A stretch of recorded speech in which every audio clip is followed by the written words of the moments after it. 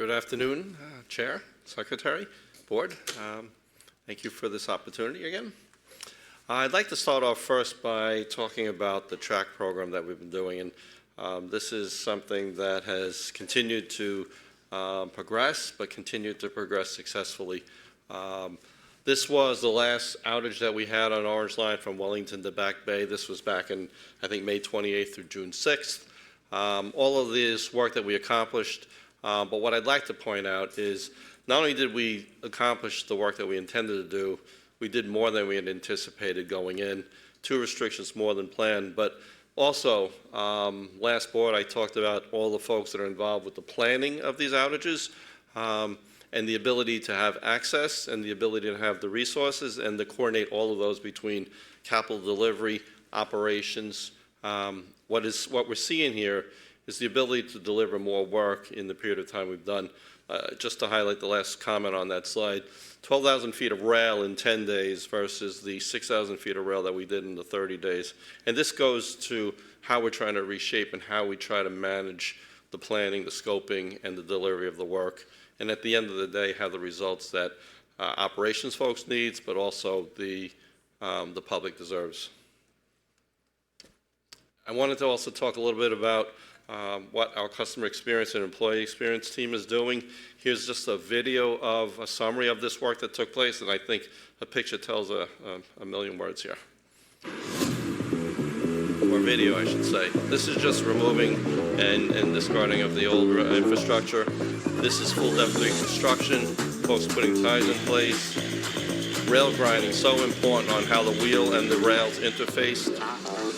Here's elimination of joints, also another point of failure that we are now connecting rails together and distressing the tracks to ensure longer term reliability. Just getting materials in, you can see the tight constraints that we're working in. Tamper, that helps stabilize the tracks, helps align the tracks. This is all about how we eliminate restrictions when the work is complete. And then all the additional work that we know is so important to our riders and to the public. The steps, cleaning, painting, power washing, all of these things that are how people see our stations when they enter and when they exit. It's just really a true all-hands-on-deck effort, and I couldn't be more proud of the work that the team is doing. This is just one last piece because there has been so much work done in the past, and a lot of times the taking out of the material and the debris is not as done as well, and that was a key part to ensuring not only is our wayside clear of debris, but it's safe for our workforce when they're performing inspections and when they're performing work. That helps the workforce have a much more safer environment in our system. Also want to talk a little bit as part of that Orange Line outage. We knew going in that water flow is the lowest point, obviously. Haymarket here is probably one of the lowest points in our system. And I just want to show this video just to highlight the challenge that we had. You can see here this water, the ballast is fouled. And we know that when the tides are sitting in this water, in this wet environment, the foul ballast does not allow proper drainage. So we had to do full depth reconstruction. We removed all the track, we removed all the ties, and we cleared the drainage. Now we're still looking to identify where the water is coming from. Testing shows it's parts sewage, parts groundwater, and probably other water sources, but the key part is that we cleared the drainage with the full depth reconstruction. Water can flow now at least, and the infrastructure is not sitting in the pond of water. And then this was after the work was done on June 6th, bringing us down to 79 speed restrictions across the system. I will say that since June 6th, we have added a few on the red line in areas that we have not touched yet, but we will be getting to those in the future. But this just wants to, again, highlight the significant progress we've made since the start of this track work. And then just to highlight some of the other things, that while the initial intent was to go in and restore our track infrastructure, we really want the public to see that we're focused on the stations as well. The stations are not only the gateway to our system, but they're the gateway to communities. Here at Community College, I happen to live near this one. That's not the reason we chose to do it as part of it, but it's always nice to see. You see the bottom images, the stones, the bricks, they're all uneven. There's patching. It does not make for a very good, whether you're walking or have other access needs. We came in and we restored this with fiber reinforced concrete. It almost looks brand new up there. A few other things, just things that really pop when you see it. Columns, stairs. Here's an area where, as I mentioned earlier, water finds its lowest point. But with the water over our signal system, this is where our folks are diverting water away from it, protecting our infrastructure, but also mitigating where water does intrude. More station cleaning in Wellington, assembly. Wherever we can, we're taking full advantage of all these outages, because each of those outages costs resources, costs time, and costs money, and the less of those with less impacts to our public by doing as much as we can during those periods. I also wanted to the importance of the track outage plan that supports the track work is also vital to supporting other other projects that we need to do. Dorchester Avenue Bridge was one road that was closed since June of 2022 when we intended to replace the bridge. And in 2022, we did do infrastructure work, we did foundation work, but in 23, with access issues, safety issues that were being raised by FTA, the project was delayed. I'm pleased to say that over the course of this year, 7 weekend outages, we're done with red line outages to support Dorchester Avenue Bridge, but to be able to fit 7 weekend outages in addition to all the other track work is a testament to the planning that the folks are doing here at the T. Here you can see some images of precast deck panels on the top right, the fireproofing that's ongoing. In those 7 weekends, we demolished the bridge, we replaced the bridge, and now what work remains is on the roadside above. We will be reopening this bridge in September of this year, a very important corridor, Dorchester Avenue. Lower right, you can see the gas line that was replaced. Wanted to talk about South Coast Rail as well. I know last year we came to the board with a new schedule. Earlier this year, as we were reviewing that schedule with the team and operations, things did come to light that the schedule needed to be adjusted, that we were not holding to the schedule that we had initially laid out for summer of this year. What was timely to that schedule and part of the critical path was the signaling, the automatic train control, the positive train control, and all of the testing and commissioning that goes along with that. That is what's the critical path moving forward. And the reason when we identified some challenges, we realized that one of the things we wanted to do was to change the management. We brought in Karen Anton, who's been very instrumental working with commuter railroad operations in implementing automatic train control, positive train control in over 400 miles of commuter rail. And we knew that her expertise would be instrumental in delivering this final 37 miles on the South Coast Rail. Since the beginning of May, we have started testing of our system, running mass coastal freight trains at 25 miles an hour. I'd like to thank Karen and the team for getting FRA approval beginning late last week. They authorized to run at 79 miles an hour now. That's the maximum speed allowable, and what we're doing is we're testing through the system across the signals, across the gates, to ensure that all of these components are working. That testing runs through the end of January 2025, at which point the contractor will turn the system over to Keolis for revenue service demonstration and final FRA certification. That typically is a 90-day period of time, but we're working very closely with FRA and Keolis with regards to that. With that schedule, we anticipate a May 2025 passenger service. Our focus is on safety, ensuring that we do it right, that all the testing is done, and that FRA approves it. All of us here at the T would love to accelerate this more, and we'll do everything we can to do that, but we don't want to rush it where we do something wrong and we impact start service and have to impact service after we've started. I would love to just show one video here of the test train that we just ran, I believe yesterday, at 79 miles an hour. It just shows you the tremendous effort that we've done to get us to this point. Some of the things when we went to New Bedford and Fall River last week to present this to the community, and the folks have been waiting, is the importance of grade crossing safety and safety around our system. When you see 25-mile-an-hour freight trains, it's a completely different thing when you have 79-mile-an-hour trains coming through. They come upon you so much faster at that speed. You think they're far away, and next thing you know, they're on top of you, and we really want to focus on that. There's a lot of effort going on with safety in our system.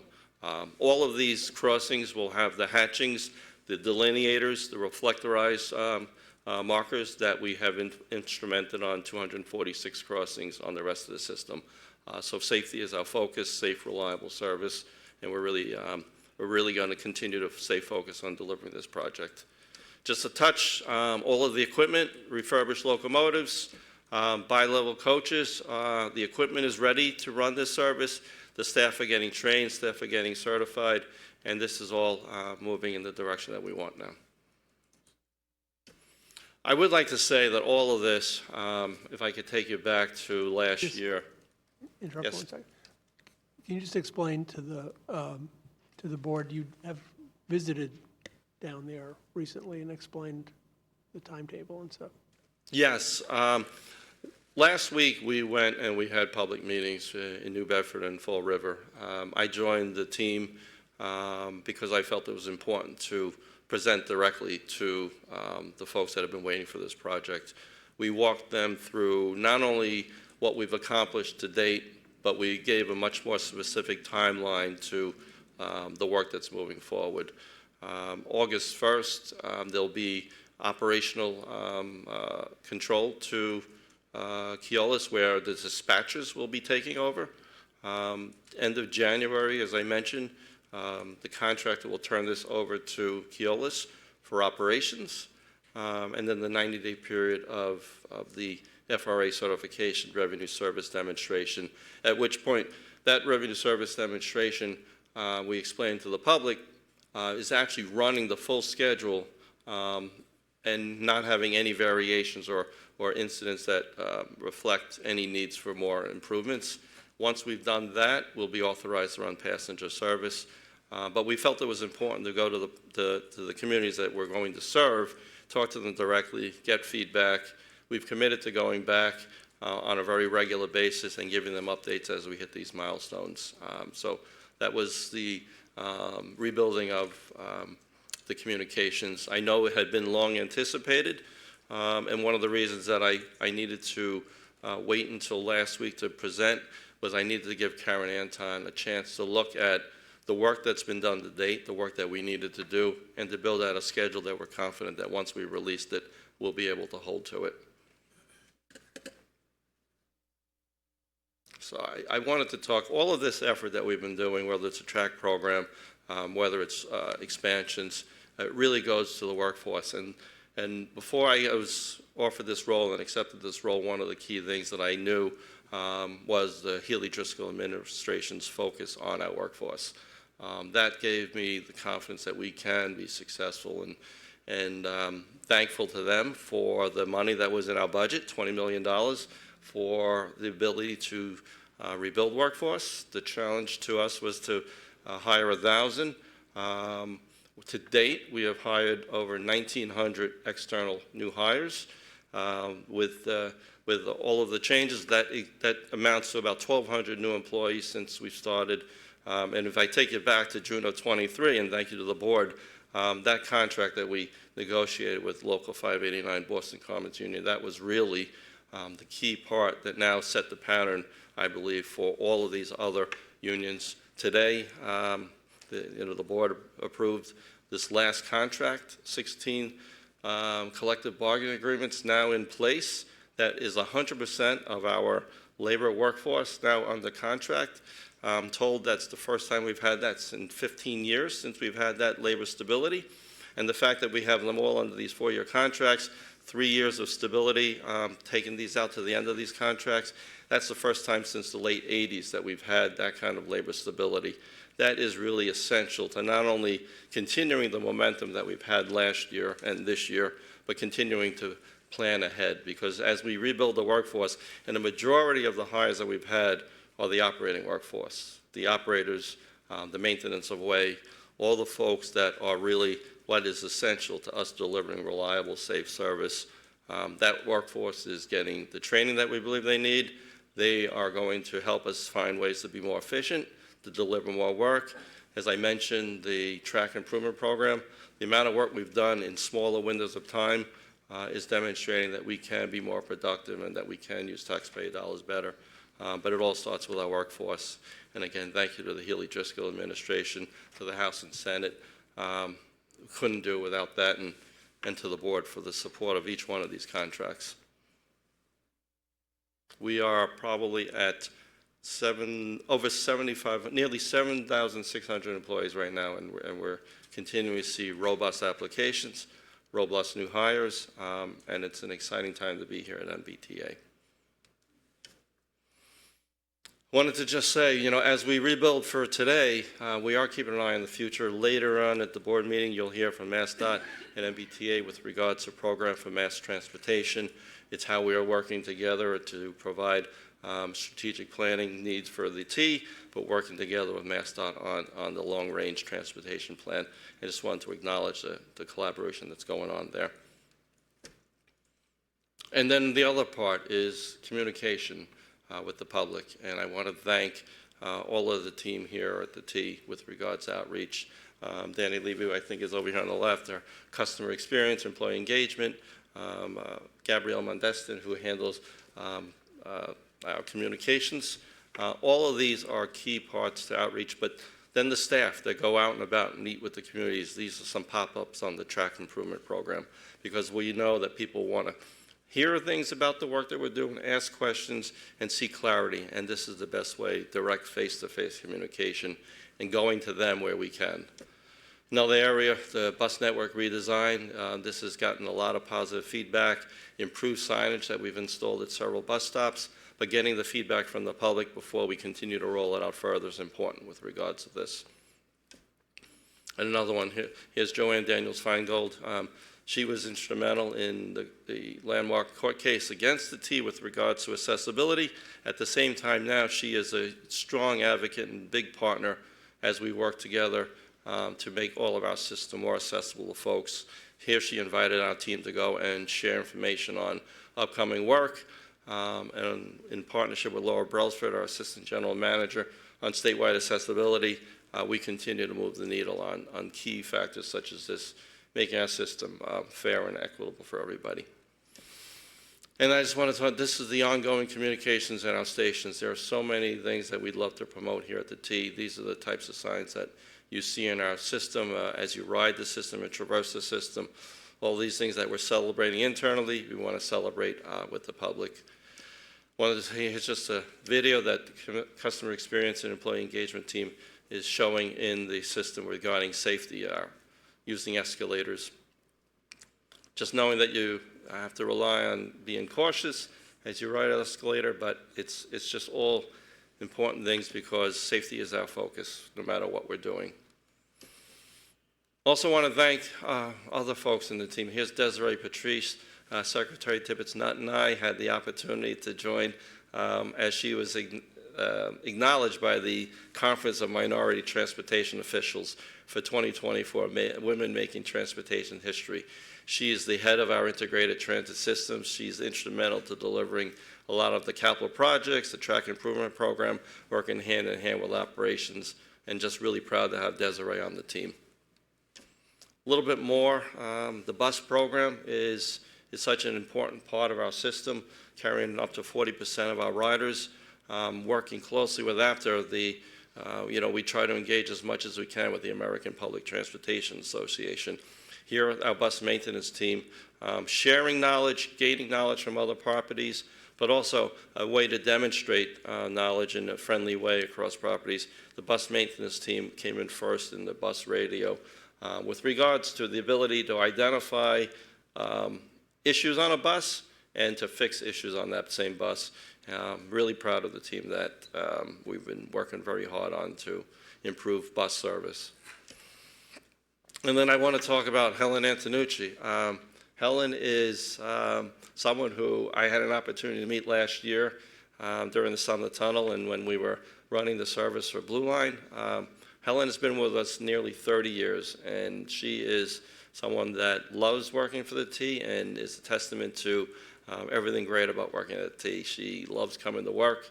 She is something there. If you've ridden her train, people have a fantastic experience. She was recognized by the Guinness Book of World Records for her service on the T, and you know, the oldest train operator across the country. So it's fantastic. Actually, in the world, I should say. You know, if we can have folks stay that long, the head count won't be an issue. And then parades. Who doesn't love parades, right? Just earlier this month, there's Secretary Tibbetts Nutt with staff, but the MassDOT MBTA folks, we saw record participation, and that just goes to show not only are we growing the head count, we're rebuilding the culture at the T. And I know I talk so much about safety culture. Part of safety is embracing and feeling good and feeling proud about working together, your colleagues, acceptance, and just the ability to be part of this wonderful day is a testament to everyone here at the T. And it was a fantastic day, and it was fantastic to intermix with the public. And then on to another parade for tomorrow. Tomorrow we are ready for the parade. We have no diversions, which is fantastic for us to be able to run the level of service we plan. Our commuter rail schedules have been adjusted to enable us to have more trains coming into the parade and more trains leaving the parade. Our subway, heavy rail, light rail, we will be running peak service all day long. I think that's a testament to the amount of work that we've done in the system. We anticipate our orange line probably running 7-minute headways between trains, which is fantastic when you think about a year ago we were 11+ minutes between trains. Red line we anticipate, and this is in the trunk, in the core of the system. Red line we are anticipating around 6 minutes between trains. Blue line, as we reported a month or two ago, with all the restrictions, we will be running 5 minutes between trains. And then on the green line, we anticipate in the trunk 3 minutes between trains. So that frequency, we believe, will enable us to tell everyone to take the T, and we're really excited to be part of supporting a fantastic celebration. One of the reasons, not just every day to day, but these are the types of things that we really feel fantastic. Ferry service will be running, and without the divergence, it's all hands on deck. We have folks throughout the system. The equipment's been inspected. We know the heat has been really hot for 3 days, and what we've done is we've inspected all our fleet, the air conditioning, we have spare parts, and we'll have mechanics throughout the system should any of the cars have any issues. And I just want to share this video. I guess this is a board presentation of videos, but something that the customer experience and the employee engagement team have done.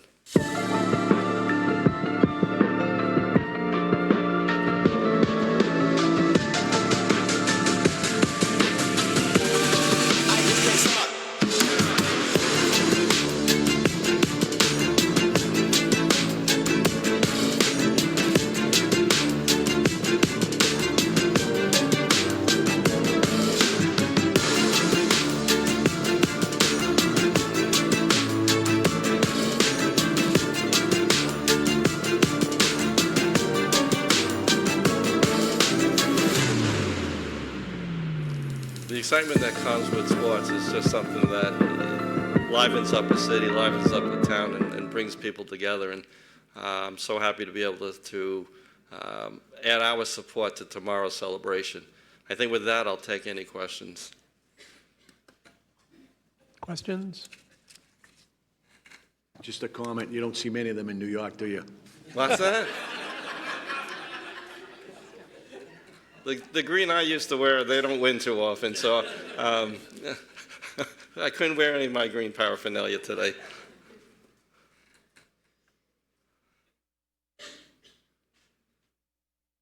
I guess we're good. Thank you. Okay.